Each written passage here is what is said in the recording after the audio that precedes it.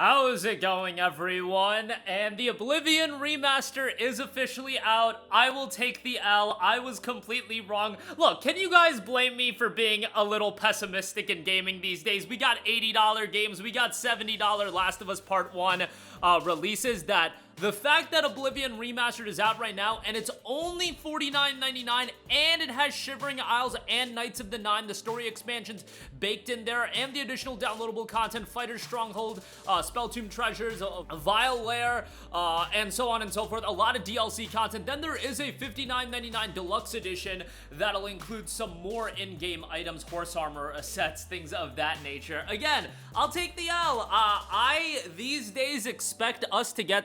I don't even want to say screwed over, because in yesterday's video, everybody was of the mindset that they would spend $70 on the game, or a lot of people were of the mindset that they would spend $70 on the game. So I am pleasantly surprised that it is $50, and again, I will completely take the L on this. If I'm wrong about something, you know, I'll own it. I have no problem with being wrong. It's just these days, I don't expect us to get things that are well priced in favor of the consumer, so to speak. I mean, this is available on Game Pass right out the gate, but the fact is, Oblivion is an incredibly iconic game, and I just feel like a remaster like this is so much more valuable than even like a Last of Us Part 1, and that was priced at $70. Maybe it's a little bit of a different MO between what Microsoft is doing and what PlayStation is doing and what Bethesda is doing and what PlayStation is doing. Maybe they value remasters differently. I mean, Days Gone is coming out, and that's $50, so I thought Oblivion, this open world RPG that has an immense amount of content, would be at least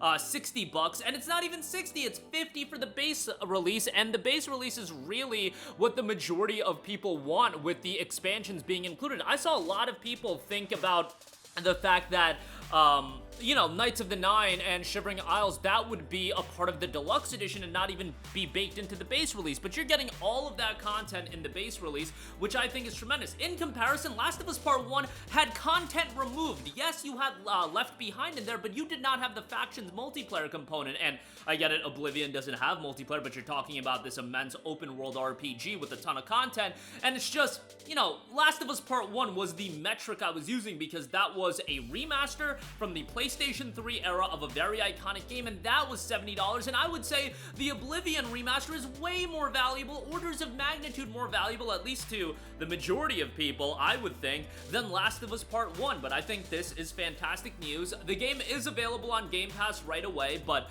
this is gonna be great to check out and play through again. I just think, you know, for me right now, I have Claire's here, Expedition 33 to play. The Last Defense 100 Line Academy, that's another title that's being received incredibly well, so from my standpoint, I might actually put this on the back burner for the immediate future, and I should say the 100 Line Last Defense Academy. Sometimes those names are wild, but you get the idea. A lot of big games coming out, and this week went from a week that was going, you know, kind of under the radar with Expedition 33, but you got Forza this week, Expedition 33, now Oblivion Remaster, 100 Line Academy, 100 Line Defense Academy, and then also, you've got Forza Horizon, to be fair, is Premium Edition, and now Oblivion as well. It is a stacked week of new game releases, and it is going to be one of the bigger weeks all in all in gaming for the year. I don't even think that's too big of a stretch to say when you look at all of the games coming out and a lot of depth to the new releases this week, so definitely reason to be excited. At only $50, this is gonna be something to check out. $59.99 for the deluxe edition, and yeah, incredibly excited about it. Hopefully, you know, now with Oblivion Remastered out, maybe we'll get an Elder Scrolls 6 update here in the near future. Remember that it's not like Bethesda worked on this in-house. It was outsourced to Virtuous to do this remake, so a remaster, it really is more in line with a remake. The remaster term is thrown around a lot, and I look at, you know, some of the remasters we get, this is at a much higher level than a lot of those, but Bethesda, you would think, has been hard at work on Elder Scrolls 6, and hopefully we'll hear about that sooner rather than later. I don't think it's going to be this year, hopefully next year, but yeah, $50, again, I will take the biggest of biggest L's. This one I was absolutely wrong about, and I'm happy to be wrong. Maybe this is one area where my pessimism, and that's where a lot of my forecasting on price points and things like that go. It's just being pessimistic. Like, Ninja Gaiden 2 Black came out at $50, and you're telling me Oblivion Remaster is the same price as that? Like, I liked Ninja Gaiden 2 Black, but that was a you know, UE5 remake as well, updated release, and I just thought they could have gotten away with a higher price point, but I ain't complaining. It's just these days, you know, I look at the $70 Last of Us Part 1s of the world, and this being at $49.99, definitely incredibly exciting, so definitely worthwhile to check out, available right now. Last I checked on the PlayStation Store, I tried searching for it, it wasn't there, available on Steam. By the time you guys are watching this video, it will definitely be live, so go ahead and check that out. And remember, while Oblivion is an older game, you're seeing a lot of gameplay updates to this game, and why I thought it was gonna be at a heftier price point was the fact that this is a game with so much content to it, where a Ninja Gaiden 2, a Last of Us Part 1, you're talking about, you know, fairly short games, 10 to 15 hours. Oblivion Game of the Year edition on how long to beat, the main story is roughly 31 hours, main plus extra 83 and a half hours, and then completionists can spend 173 hours on the game. When you're talking about that level of content, I thought that they were going to charge a heftier price point because from a value proposition standpoint and how many hours of gameplay you were getting, it would be worthwhile. The remaster does know journey through the rich world of Tamriel and battle across the plains of Oblivion, where handcrafted details have been meticulously recreated to ensure each moment of exploration is awe-inspiring. Navigate your own story from the noble warrior to the sinister assassin, wizened sorcerer, or scrappy blacksmith. Forge your path and play the way you want and experience an epic adventure. Step inside a universe bursting with captivating stories and encounter an unforgettable cast of characters.